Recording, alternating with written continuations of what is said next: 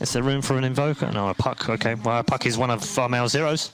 It's really nice here because there's no instant disable, and most of the pucks nowadays they're good enough to dodge the axe call. Hard to rely on winning very short fights, and this last pick puck against no disables, I'm going to trust Blitz's judgment on the fact that Armel can just, if he has timely phase shifts, how do they kill him before the sheepstick coming out from OD? So I'm not a huge believer in Veno, but I actually think it's a really nice Veno game. Well, we may have our first blood here already as March does sacrifice himself to be able to pick up 3 bounty runes for TNC. That's going to be the trade-off. And Team Liquid give it to Insania, the extra bit of gold for him.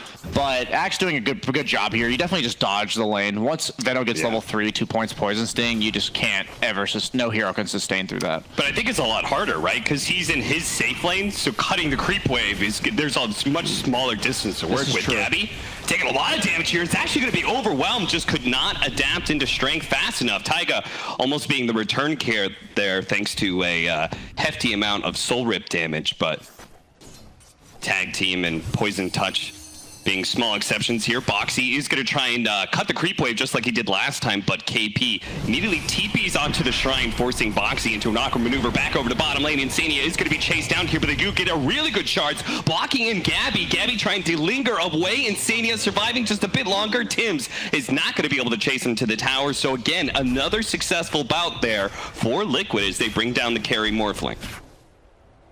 At some point in time, that puck, who is going to be kind of over-leveled, and the aggro tri-lane is going to be under-leveled. He makes one rotation, wipes, all 3 of them with a good coil, and then all of a sudden it feels like the last 7 minutes of tri-laning has gone, down the crapper. Yeah, this is so interesting. Your puck is lower level than the OD, but yet winning by 1,000 net worth.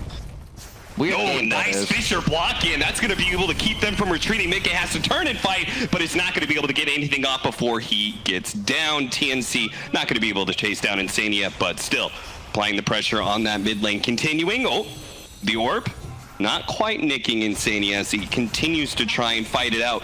Trying to protect his mid-tier 1 tower as best he can. Looking to be able to pull the creep wave back. Another Fisher block. This time not going to be able to catch Insania. Blocking him in. Another orb.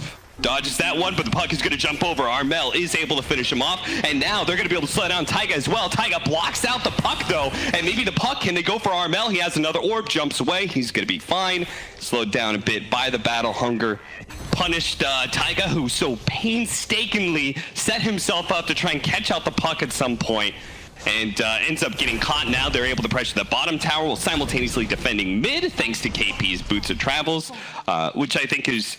I haven't seen like a ton of Venomancer in this current meta, but I think it is like a nice twist. We're seeing lots of Boots of Travels lately, and Boots of Travel Veno looks really nice. March is going to get caught trying to get some aggressive wards down, and good ice shards does come out from Taiga. And maybe this is the kind of things that Liquid needs. Sometimes when you're just kind of stuck in a situation where you can't make moves, you just have to wait, keep farming, and meanwhile, top though. Yeah, look at this. Charge out, that's going to be a coil, catching out the Axe. Axe just going to turn, kill whatever creeps he can. He knows he's dead. I'm going to be as concise as possible with this analysis. They took bottom tier 1 on TNC, so that forces Liquid to play top, which is like no tower there, you're in dead man zone, like you're alone. And suddenly there's ganking this level 11 Axe, and it looks like he's just feeding. And that's like such a forced play by TNC. They're executing perfectly their lineup, and now you see the movement by Liquid in the mid lane going on Puck, but that's a Puck with no stuns. They do manage to get the Walrus Punch. That will finish off Armel. So Armel does die. KP does get a decent ultimate off. That Poison Nova is going to make sure the rest of Liquid is going to be chased away. Taiga tries to go for a cheeky teleport out, but... That's my problem with the Liquid lineup. Earthshaker, 4 position, has a 16, 17-minute Blink Dagger. That's what the impact of having this Veno hero is in everything that he's done in this game. He reinforced bottom, TP's into mid, pushes that out a little bit. Now it's up at top lane, joining the rest of his team, going for this kill onto Boxy, who is going to be saved for a moment here by the imprisonment, but is just going to come back to his doom as he's far too slow and far too low to be able to get out. So TNC. That was smooth. Look for a few more kills. Thank you, thank you. Do you think this is as a result of them just being so successful in controlling the map? He's like, I might as well take advantage of all this space that we have. Yeah, I mean, Veno and Puck are just unkillable at this moment, unless Veno oversteps. But unless that happens, Taiga not quite hitting that Walrus punch thanks to the Dream Call coming out from Armel, but a blink forward from Mickey. He wants to be able to win this fight, but can they actually do it with the KP? Immediately throwing out the Poison Nova hammer drop, but not quite finishing off any of these heroes. Boxy coming in fast, does have the battle hunger, speeding him up. A nice warp block. KP's he making him, but they can't kill him. He gets away to the fountain. He goes. All of TNC retreat, except for Armel, who has nothing to fear from a Liquid who has expended every single bit of resources they had. It would have alleviated a little bit of pressure on the map. Maybe you could have gotten a bit aggressive maybe during get a his tower, downtime. maybe get a Roche or something, because you have this Visage hero. Get better bounty control. They're going to be able to find Boxy here as they make a smoke up into the triangle. Now Mickey is here, does have the imprisonment. They've already used the shrine, though. The Snowball is going to try and pick up the axe instead. He managed to blink himself away, but that's perfect for Armel. Now, with the axe right next to the OT, they get a beautiful Dream Call. They're going to try and run him over. Disruption by Mickey, bit of point, but there's Tim's entering in with the Blink Dagger. Echo Slam to finish off the 2 cores, and a Fisher to be able to block out the Captain Insania. And look at that, KP immediately teeping up to the top lane. They are giving Liquid absolutely nothing. They will not take any damage on their towers despite that split push from Koifa. Because you have the Axe, OD, and Visage, all 3 cores with no innate mobility. So that 12% slow is slowing them, right? Like, they are going to be consistently slowed on all of their mobility spells. Oh, the smoke up, they're going to be able to instantly jump on the Venomancer, trying to pull him up, the snowball on through, continuing to chain stun him with Walrus Punch, is able to finish off the kill. They're going to deal with the Tombstone and then start marching forward. Can they finally take a tier 1 tower 23 minutes in? Liquid looking to finish up that mid-tier 1. And with 35 seconds on the clock for a Venomancer, they might just be able to do it, or maybe TNC. Oh, they're trying to make a fast play. Armel thinks he's free up here in the top lane to go for that tier 2, but caught by Boxy. They have the snowball. They're going to try and chase this Puck after he jumps away, but it's just too far out. He's not going to be able to make it in time. And that means that mid lane push, they still get the tower. Yeah, the problem is the only way you're killing this Veno is with March. smokes. He still gets bursted down, gets a little bit too close trying to protect that tower, and Liquid, they may not have gotten the kill at top lane, but still a decent win between the Venomancer and that mid-tier 1. Right, You need that good initiation, Yeah, and you that's need why your the Shadow Blade teammates. is all important for Boxy.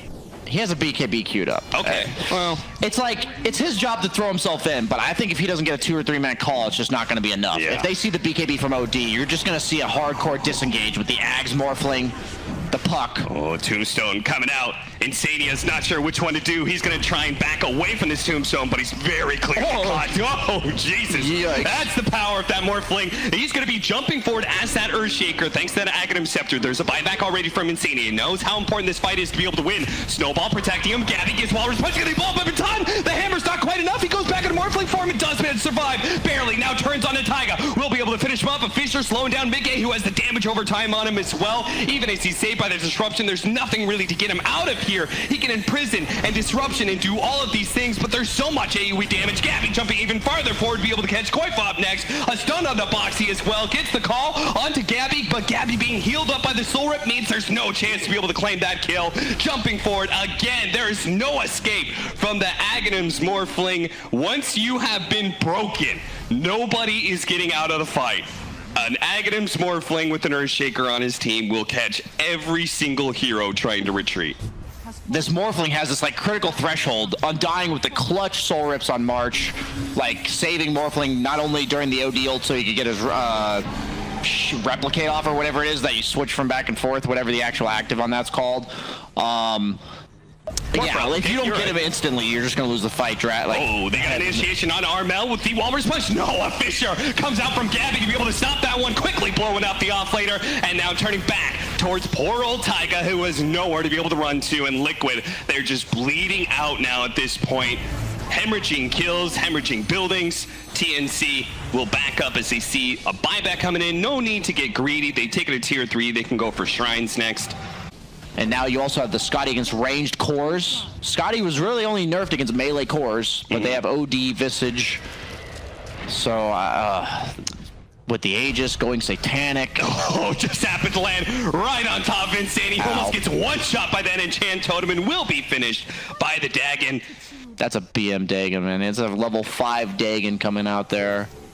No, I think you're absolutely right, by the way. Like, I think you did a great job highlighting, like, what KP was doing so well and how he was able to create all this space. And they are going to find their initiation on a Gabby, who does have the Aegis, so Liquid cannot overcommit for this one, but they can't even finish him off in the first place. The imprisonment goes down, but he's going to come back where he'd enchant Totem to way out into the back lines, and now jumping back in. Gabby getting dangerously low for a moment there, trying to go for Koifa, has a horde of zombies on him. Liquid going to have to give up this lane of barracks, it looks like. I didn't know that interaction when you say he's going to show up on the other side. Yeah. Oh, what a beautiful Manta. And that is Elena Barracks, and TNC give up nothing for it once again.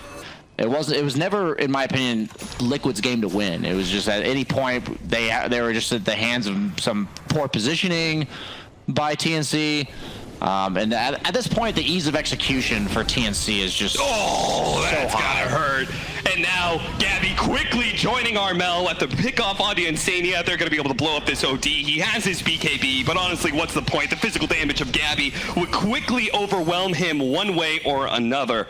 2 heroes down. TNC continue to just run back and forth around the map. And Liquid just 27,000 net worth lead for TNC.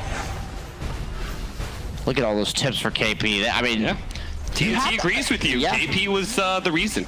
Yeah, but he's obviously been a very well-known player and very successful player throughout his career, and I just love watching conceptually flawless Dota, and KP has done that. And then obviously now we got the luxury of watching the flashy Morphling, but maybe for some people it's more like PTSD than actually enjoying that aspect. He out of position here.